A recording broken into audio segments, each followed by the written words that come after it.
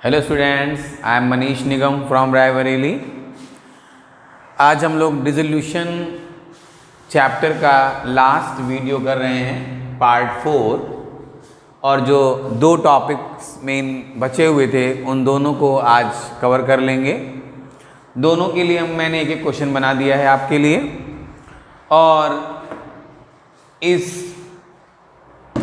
इन दोनों टॉपिक्स को शुरू करने के पहले एक छोटी सी और बात बता देता हूँ, कभी काम आ जाएगी आपके, कि अगर किसी पार्टनर से फर्म ने लोन ले रखा है, अगर किसी पार्टनर से फर्म ने लोन लिया है, if loan taken by the firm to the from the partner, तो क्या करेंगे, उसका जाकर के सीधे बैंक अकाउंट में पेमेंट दिखाते हैं डिसोल्यूशन में।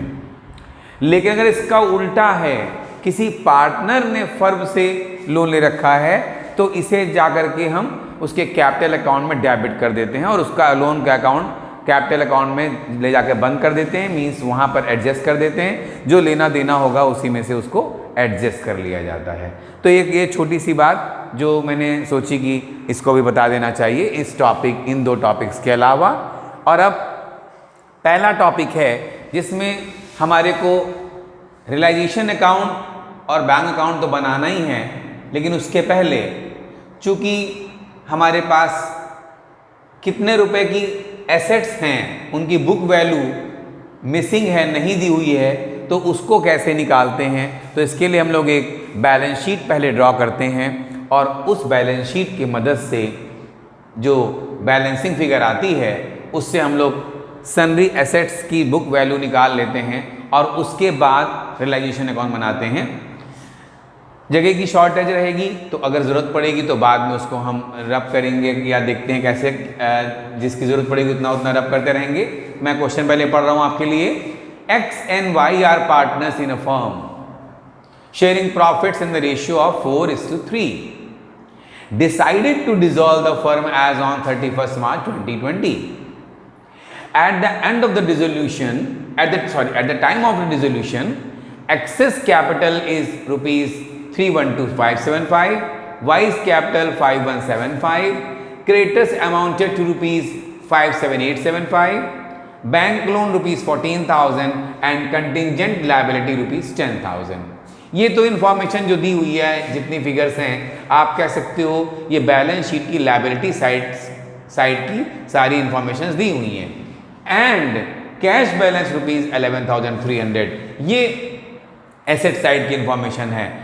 और रिमेनिंग एसेट्स के बारे में बुक वैल्यू नहीं बताई गई है, लेकिन उनसे कितना पैसा रियलाइज हुआ है बताया गया है। रिमेनिंग एसेट्स रियलाइज रुपीज 312,275 और रियलाइजेशन एक्सपेंसेस हुए हैं 4,650। X and Y both were solvent. ये लाइन लिखने का मतलब ये है कि अगर किसी पार्टनर को कम पड़ेगा तो वो घर से पैसा ला के देगा। क्यों? क्योंकि अगर ये वर्ड ना लिखा हो और एक पार्टनर सॉल्वेंट की जगह इनसॉल्वेंट हो जाए तो वहाँ पर वो जो पढ़ा था हम लोगों ने कि गार्नर वर्सेस मरे का केस लागू हो जाता है, लेकिन वो आपके कोर्स में नहीं है, तो उस पर इसीलिए क्वेश्चन नहीं बनाया जाएगा। इसीलिए लिखा हुआ है कि X and Y both were solvent, means कि अगर किसी पार्टनर का by the way debit balance ज़्यादा हुआ तो वो घर से ला करके पेमेंट फर्म को देगा, और सॉल्वेंट है तो कोई प्रॉब्लम नहीं है। Prepare necessary accounts to close the books at the time of dissolution, लेकिन उसके पहले, वो बनाने के पहले एक बैलेंस शीट बनाई जाएगी। बैलेंस शीट को ध्यान से देखिएगा कैसे बनेगी। ये है हमारी मेमोरेंडम बैलेंस शीट, आप कह सकते हो, या बैलेंस शीट। ये बैलेंस शीट है। चलिए, और इसमें जो जो चीज़ें दी हुई हैं, कैपिटल्स दी हुई है, देखिए कैपिटल्स X की, Y की। X की कितनी है? 312,575। Y की है 5175। ये दो कैपिटल हो गई। उसके बाद क्रेडिटर्स दिए हुए हैं। क्रेडिटर्स कितने के हैं? 57,875। 57,875 875। बैंक लोन है 14,000 का। कंटिंजेंट लायबिलिटी, ये बात ध्यान दीजिए, इस क्वेश्चन में ये चीज जानबूझ करके मैंने डाली है। कंटिंजेंट लायबिलिटी बैलेंस शीट का पार्ट नहीं होती है। अगर किसी बच्चे ने इसको यहां लिख दिया तो उसका क्वेश्चन गलत हो जाएगा पूरा। Contingent liability is not part of the balance sheet, ये केवल बाहर आता है इंफॉर्मेशन के तौर पे, इसलिए इसको नहीं लिखना है। जरा इसका टोटल कर लेते हैं। 0, 5,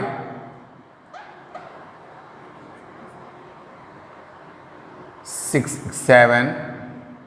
7, 3,17,750 टोटल इसका आ गया। इधर की तरफ हमारे पास एसेट साइड में कैश बैलेंस है, कैश ऑब्लिक बैंक लिख रहा हूं 11,300। और मानी हुई बात है, जो सन्ड्री एसेट्स बैलेंसिंग फिगर हो जाएगी हमारी, सन्ड्री एसेट्स, ये बुक वैल्यू होगी इसकी बैलेंसिंग फिगर। इसके लिए पहले हमें टोटल करना होगा, तो टोटल करेंगे, देखिएगा 312,575। चलिए सीधे कर लेते हैं। 317,750, 57,875,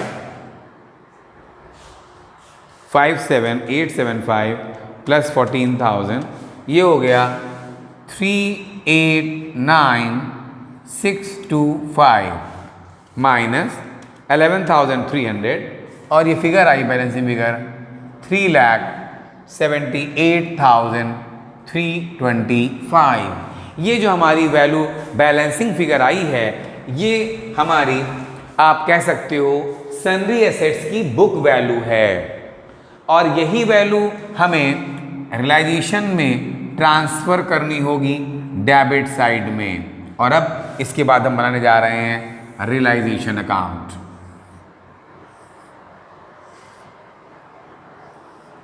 अब बनाने जा रहे हैं रियलाइजेशन अकाउंट।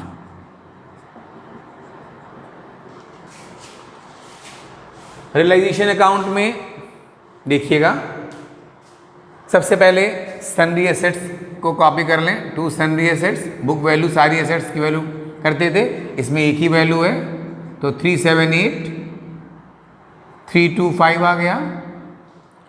इसके बाद आउटसाइड एक्सटर्नल लायबिलिटी ट्रांसफर करते हैं, तो बाई क्रेडिटर्स आ जाएगा, कितना 57,875 बाई बैंक लोन आ जाएगा 14,000। ये तो हमने पहला फेज पूरा कर लिया, एसेट्स को कॉपी कर लिया, यहाँ पर डेबिट साइड पे लिख दिया, एसेट्स के अकाउंट क्लोज हो गए और लायबिलिटीज के अकाउंट भी क्लोज हो गए। अकाउंट क्लोज करने का काम यहाँ हो गया है। और अब बाई बैंक लिखेंगे, सन्ड्री एसेट्स से जो पैसा मिलेगा, बाई बैंक अकाउंट, कितना मिला हमें 312,275 बाई बैंक 312,275 मिला है, बुक में दे रखा है, क्वेश्चन में दे रखा है। और इधर की तरफ 2 बैंक करेंगे, 2 बैंक अकाउंट, लायबिलिटीज का पेमेंट दिखाएंगे, क्रेडिटर्स जितना वैल्यू होती है, उसके बाद बैंक लोन, बैंक लोन 14,000। और क्वेश्चन में कहा गया है कि कंटिंजेंट लायबिलिटी का भी हमें पेमेंट करना पड़ा है। ये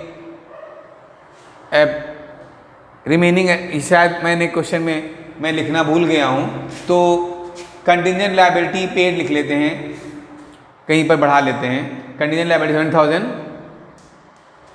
एंड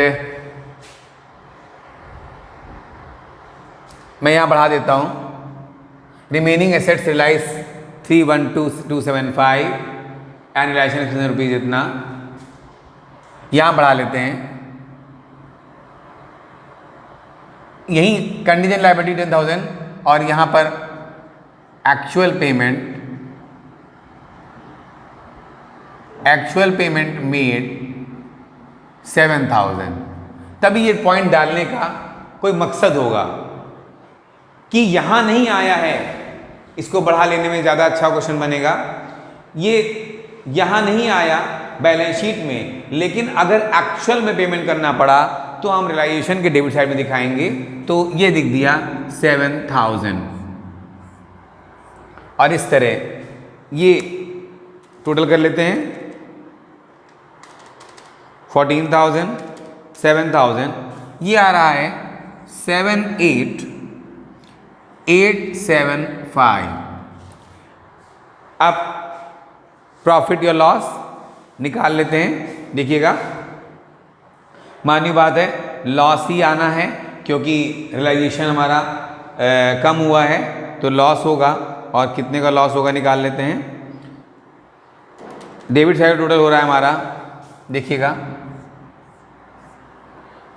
457,200 माइनस कर रहा हूँ 57,875 माइनस 14,000 माइनस 312,275, डिफरेंस आ रहा है हमारा 73,000। अच्छा, एक और चीज़ भूल गया लिखना, रियलाइजेशन एक्सपेंसेस भी क्वेश्चन में दिए हुए हैं, वो भी लिखना पड़ेगा। एक्सपेंसेस कितने दिए हुए हैं प्लीज़? 4,650, 4,650। अब चेंज कर लेते हैं वैल्यू को, वो कंटीजेंट लायबिलिटी पेमेंट करने वो भूल गए थे, इसलिए वो ब्रेक हो गया है, क्वेश्चन ब्रेक हो गया था लिखना। ये आया 83,525। अब जरा देखते हैं 378,325 प्लस 83,525, ये आ रहा है 461,850 माइनस 57,875 माइनस 14,000 माइनस 312,275, ये आ गया हमारा बाई पार्टनर्स कैपिटल अकाउंट। क्या क्या पार्टनर्स के नाम है? एक्स, वाई, और ये डिफरेंस आया है हमारा 77,700। 77,700 आया ये वैल्यू, और इसको बांट देंगे तो 44,400 एंड 33,300।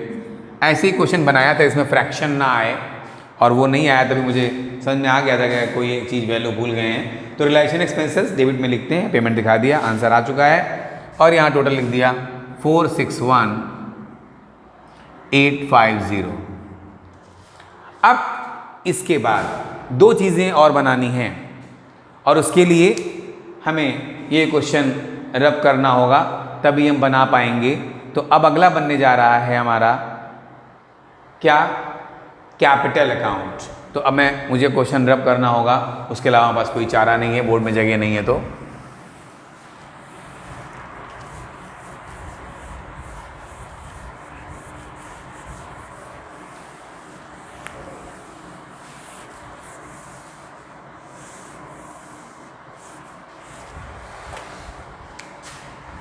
पार्टनर्स कैपिटल अकाउंट देखिए,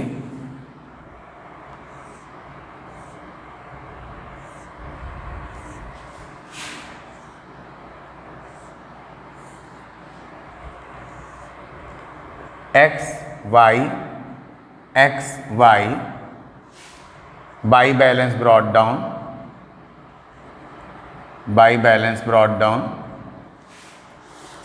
312,575 5175, ये बैलेंस आ गया।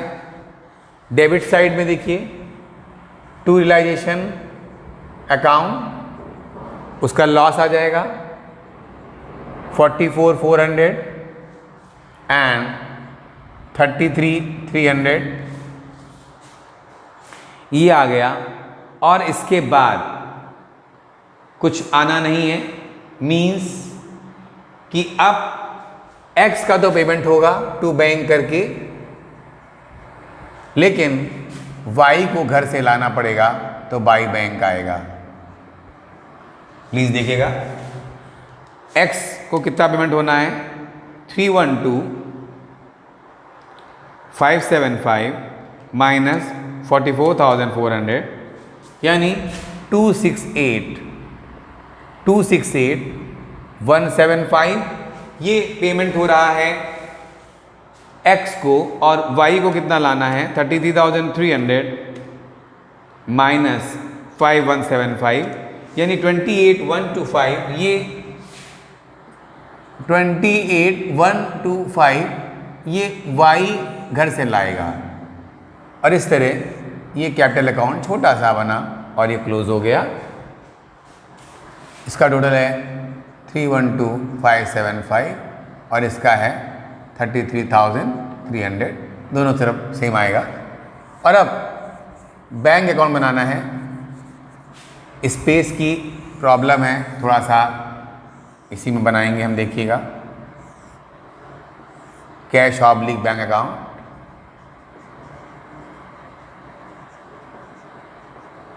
सबसे पहले टू रियलाइजेशन अकाउंट कितना आया था, देखिए रियलाइजेशन में ये आया था बैंक 312,275, 312,275 ये एसेट को बेच करके ये पैसा आ रहा है।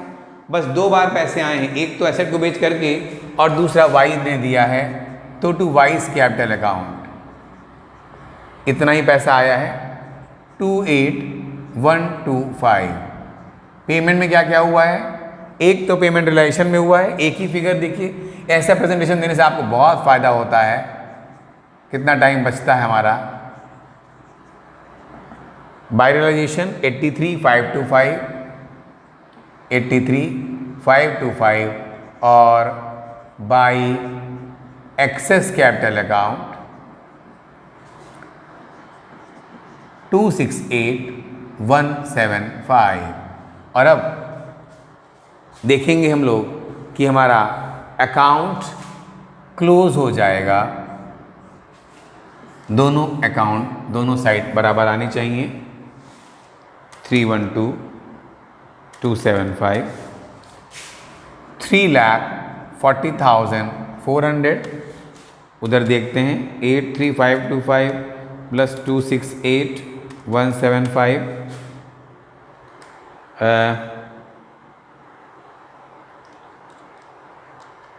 83,525 प्लस 268,175 कोई चीज़ मिस हुई है, क्वेश्चन रब हो चुका है, 1 मिनट देखना पड़ेगा। बैंक लोन का पेमेंट हो गया है। कंटिजेंट लायबिलिटी 83 कोई वैल्यू मिस हुई है, 83,525 और 268,175, 83,525 268,175 और बैलेंस BD अच्छा नहीं लिखा है इधर मैंने, आई एम सॉरी, इसको ऊपर आना चाहिए। बैलेंस BD वो बैलेंस शीट से देख करके 11,300 आ रहा है, ये आ गया। और अब इसका चेंज हो जाएगा, बस अब मैच कर जाएगा। देखिए एक भी फिगर अगर मिस हुई है तो मैंने लास्ट वीडियो में बताया था, बैंक अकाउंट टैली नहीं होगा, और अगर टैली नहीं होता है तो आपको अपनी गलती अपने आप पकड़ में आ जाती है, चाहे वो मिस टीचर करे या स्टूडेंट करे। ये देखिए आ गया 351,700, 351,700 और उधर का भी इतना ही आ रहा था 268,175, 351,700। इस तरह ये हमारा एक टॉपिक निपट गया है, ख़त्म हो गया है कि जब बैलेंस शीट बनानी पड़े, वहाँ से हमें एसेट्स की बुक वैल्यू निकालनी पड़े और फिर कैसे क्वेश्चन को डील करते हैं। थोड़ा बहुत क्वेश्चन रब हो जाता है तो ये प्रॉब्लम थोड़ी आती है। बहरहाल तो थोड़ा आपके लिए बड़ा लिखना होता है जिससे आपको वीडियो में आसानी से दिख सके फिगर्स। तो ये देखा आपने कि हमने बैलेंस शीट पहले ड्रॉ कर ली थी और ये कैश एंड बैंक का ओपनिंग बैलेंस था। ये जब आप बनाएंगे तो इसको ऊपर लिखना चाहिए, मिस हो गया था तो मैंने बाद में इसको लिख दिया।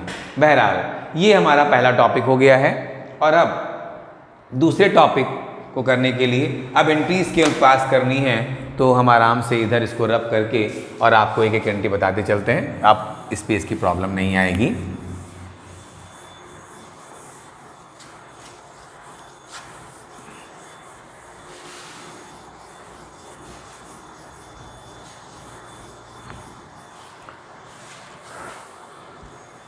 देखिए ये जो क्वेश्चन है एक बोर्ड में काफ़ी ज़्यादा इस तरह के क्वेश्चन रिजोल्यूशन पूछे जाते हैं और उसमें ये होता है, पहली बात तो जैसे मैं बताऊं इसको क्यों पूछते हैं, क्योंकि अगर मैं आपसे सिंपल एक एंट्री पूछूं डिसोल्यूशन के चैप्टर में नहीं, एकदम सिंपल ऐसे पूछूं कि बताइए मशीन को बेचने की जनरेंटी क्या होती है, तो आप बताते हो कैश अकाउंट डेबिट या bank account debit to machine. लेकिन यही एंट्री जब रियलाइजेशन में इस टॉपिक में पूछी जाती है तो एंट्री चेंज हो जाती है, तो होती है bank account debit to realisation.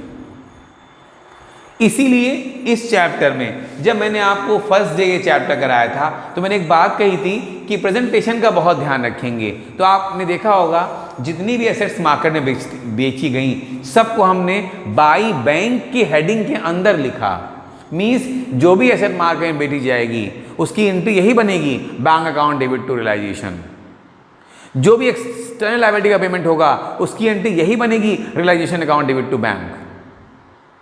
तो इट मीन्स कि ये जो है इस चैप्टर की जनरेंटियाँ थोड़ा सा डिफरेंट हो जाती हैं, इसीलिए एग्जाम में बोर्ड में ये इसकी एंट्रियाँ ज़्यादा पूछी जाती हैं। मैंने कुछ एंट्रीज बनाई हैं, इसमें आपको कुछ सिखाना है मुझे। तो ये जब क्वेश्चन आपका आएगा तो इसमें ऐसी ही लैंग्वेज लिखी होगी जो मैंने लिखी है कि pass general entries at the time of dissolution of the firm of A and B, यानी पार्टनर है ए और B, assuming that all the assets except cash and all the external liabilities, outside liabilities भी word use होता है, have been transferred to realization account, means realization account में transfer हो चुका है। ठीक है, तो अब आपको एंट्री बनानी है, हर केस इंडिपेंडेंट है, समझिएगा। जब आप ये एंट्री बना रहे हैं उस समय आपको ये अपने दिमाग में रखना है कि वो जो हमारा फर्स्ट फेज है रियलाइजेशन अकाउंट का वो हो चुका है। मींस सारे एसेट्स अदर देन कैश, सारे एसेट्स के अकाउंट, मानी बात है फिक्टिशियस एसेट भी नहीं गया होगा, तो सारे एसेट्स के अकाउंट डेबिट साइड में लिखे जा चुके हैं, यानी अकाउंट क्लोज हो चुके हैं एसेट्स के, और सारी एक्सटर्नल लायबिलिटीज क्रेडिट साइड में लिखी जा चुकी हैं। ये आपके दिमाग में पहले होना चाहिए। उसके बाद जो जिस तरह हमने फर्स्ट डे रिलेशन अकाउंट में सिखाया है, बस आप अगर उस फॉर्मेट को अपने दिमाग में रखोगे तो प्रॉब्लम नहीं आएगी बिल्कुल। ठीक, जरा देखिएगा इसमें पहली एंट्री क्या होने वाली है। पहली entry, some creditors of ₹25,000 were paid off at 10% discount. तो कुछ नहीं, बस क्रेडिटर्स को पे करने की एंट्री अभी देखिए मैंने बनाई थी, यहाँ पर टू बैंक लिखा था रियलाइजेशन में, तो वही एंट्री बनेगी, realisation account debit to bank, realisation account debit to bank account. Simple, 10% discount पे दिया गया, बस जितना पेमेंट किया गया उतना ही पेमेंट करेंगे, यानी 25,000 का 10% 2500 होता है, माइनस कर दिया और जो हमने पेमेंट किया है बस वही लिख देंगे। तो फर्स्ट एंट्री हो गई है हमारी। अब हम सेकंड देखते हैं। A to investment, A means partner है हमारा ये, A to investment at ₹12,000, book value ₹15,000। Book value का कोई लेना देना नहीं है, जितने रुपए पर ए ने इन्वेस्टमेंट लिए हैं बस वो डेबिट हो जाएगा। तो इसकी एंट्री क्या होगी? A's capital account debit to realisation. याद करिए हम लोग जब फर्स्ट डे क्वेश्चन किया था, सेकंड डे में भी आया था कि जब एसेट कोई पार्टनर लेता है तो partner capital account debit to realisation होता है, और केवल हमको मतलब है जितनी रुपए पर उसने लिया है, बुक वैल्यू से मतलब नहीं है, हमें केवल जितनी एग्रीमेंट हुआ है लेने का, जितना आपस में तय हुआ बस वही। Third, B paid ₹4,000 as realisation expenses on behalf of firm. बस इसकी एंट्री क्या बनेगी? Realisation account debit, realisation account debit to, किसने पेमेंट किया? बी ने, तो to B's capital account, credit the giver. यहां क्या आया था? डेबिट द रिसीवर, और 4,000। फोर्थ एंट्री, फोर्थ देखते हैं। Firm had stock of ₹1,20,000। ठीक है, चलिए। B took over 40% of the stock at a discount of 15%। पहले तो क्या करेंगे हम? देखिए यहां कर रहा हूं। सबसे पहले चलिए इसको भी रब कर देता हूं, यहां आपको वर्किंग नोट दिखा दूंगा।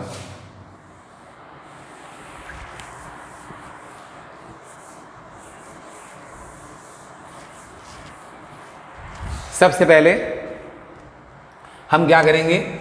1,20,000 का 40% निकाल लेंगे, 48,000 हो गया। उसके बाद एट ए डिस्काउंट ऑफ 15% है। अब अगली बार क्या करेंगे? 48,000 का 15% निकाल लेंगे, जो आएगा उसे डिस्काउंट पे है तो माइनस करेंगे। 48,000 का 15% निकाला, 7,200 आ गया, माइनस कर दिया, और अब जो बचा वो आया हमारा कितना? 40,800। तो बस सिंपल। अब हम क्या करेंगे कि किसने लिया है? बी ने लिया है, तो B's capital account debit, B's capital account debit to realisation. जितने पर लिया, कितने पर लिया? 40,800। बस ये हो गया। इसके बाद आप क्या कह रहे हैं?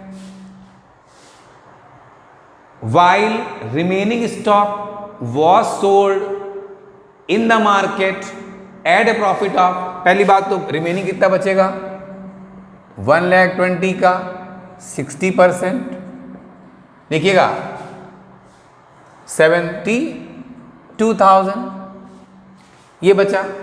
अब लिखा है कि मार्केट में बेचा है 20% ऑन सेलिंग प्राइस, ये है हमारी कॉस्ट प्राइस। प्लीज इस बात को ध्यान दीजिएगा, ये पॉइंट जानबूझ के मैंने डाला है, इससे आप अगर बाय द वे भूल गए हो तो आपको, या आपको ना आता हो तो मैं सिखा दूं। 20% ऑन सेलिंग प्राइस है, लेकिन ये तो हमारा कॉस्ट प्राइस है। अब इसका 20% हम निकाल नहीं सकते हैं, तो पहले क्या करेंगे? Let selling price be 100, profit इसका 20%, 20,000 हो गया। प्रॉफिट से माइनस करते हैं तो क्या आ जाता है? सेलिंग प्राइस से प्रॉफिट मत करते हैं, कॉस्ट प्राइस आ जाती है, तो कॉस्ट प्राइस 80 आ गई है हमारी। तो अब अगर हम या तो परसेंटेज निकाल लें या यूनिटी मेथड कर लें कि if cost price 80 then profit 20, if cost price 1, 20/80, and if cost price is 72,000। अब 72,000 का 25% निकालना है। 72,000 इंटू 25%, ये आ रहा है 18,000। कैसे निकाला हम लोगों ने इसका? आप 25% ऑफ 72,000, इसको या तो ऐसे निकाल सकते हो तो भी आ जाएगा आपका, ये 18,000 आ गया, और या कॉस्ट प्राइस का, सेलिंग प्राइस का 20%, तो कॉस्ट प्राइस का 25 होता है। इसको अगर आप इसमें ऐड कर दोगे तो ये आ जाएगा 90,000, यानी इसको हमने मार्केट में बेचा है। मेन आपकी एंट्री क्या हो जाएगी, यहाँ 2 एंट्री बनेंगी, bank account debit to realisation account. ये मैंने थोड़ा सा जानबूझ करके आपके लिए चेंज किया था सिखाने के लिए, वरना कॉस्ट प्राइस रख देता तो कोई आपको प्रॉब्लम नहीं थी, लेकिन कुछ सीखना चाहिए नया नया। आगे देखते हैं 5th entry, a debtor whose डेब्ट of ₹23,000 was written off as bad debts, paid 19,000 as final payment. Write off हो गया तो हो गया, हमें तो जो पेमेंट मिला हम वही याद रखेंगे। तो बैंक अकाउंट डेबिट जो आ रहा है बस खाली उतना देखिए, to realisation account, to realisation account 19,000, बस जितना मिला है हम उसी को ध्यान रखेंगे। ये हो गया हमारी 5 एंट्रियाँ, और अब 3 एंट्रियाँ बाकी हैं, यहाँ बना लेते हैं, इसका काम हो गया हमारे।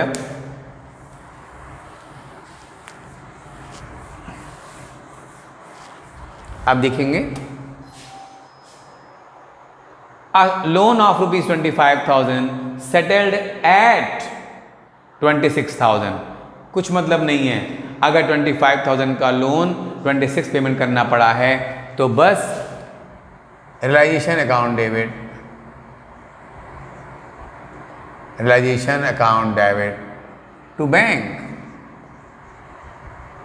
जितना दिया है बस हम उतना ही लिखेंगे, 26। लेकिन हाँ अच्छा ये आ लोन नहीं है, एज लोन है। एक मिनट इसको चेंज कर रहा हूं, अगर एक्सटर्नल लायबिलिटी होती तो ये होता, लेकिन प्लीज सुनिएगा, ये ए हमारा पार्टनर है, हमारे क्वेश्चन में ए हमारा पार्टनर है, तो इस एंट्री को मैं चेंज कर रहा हूं। ए हमारा पार्टनर है और उसका लोन था 25 और हम दे रहे हैं उसको 26,000। तो जरा देखिएगा प्लीज, इसको कैसे करेंगे, एज लोन अकाउंट डेबिट, ये पार्टनर अगर मानते हैं, मैंने आ लोन पढ़ लिया था, तो एज लोन है, ये जो पार्टनर का लोन है, तो एज लोन 25,000। जो घाटा हो गया, हमको ज़्यादा देना पड़ा, वो रियलाइजेशन में जाएगा, realisation account debit 1,000 to bank, payment कर रहे हैं टू बैंक 26,000। ये एंट्री ऐसे बनेगी, एज लोन है, ये पार्टनर का लोन है। ठीक, आगे balance creditors of ₹40,000 accepted furniture of ₹30,000 in first account. पिछले वीडियो में बता चुका था मैं कि अगर कोई लायबिलिटी के बदले में कोई एसेट दे देते हैं तो हम ना लायबिलिटी का पेमेंट डेबिट साइड में दिखाएंगे और ना एसेट जो मार्केट में हम बेचते हैं ना उसको दिखाएंगे। यानी इस एंट्री के लिए आप लिखोगे, 7th के लिए क्या लिखोगे, 6th की एंट्री हो गई, नो एंट्री, इसमें कोई एंट्री नहीं पास होगी। और अब 8th और लास्ट एंट्री देखते हैं, प्रॉफिट ऑन रियलाइजेशन 22,000। तो प्रॉफिट देखेंगे तो अब क्या करेंगे, इसको realisation account debit, realisation account debit to, दो पार्टनर्स हैं, A's capital account to B's capital account. Ratio दिया नहीं है, इक्वल मान लेंगे, 22,000, 11,000 एंड 11,000 और इस तरह ये आपका डिसोल्यूशन का पूरा मैंने करीब सारे टॉपिक्स आपको कवर करा दिए अपने 4 पार्ट में। और अब आप प्रैक्टिस करेंगे तो आपको ये चैप्टर आपके ग्रिप में आ जाएगा। पार्टनरशिप आज हमारी ख़त्म होती है।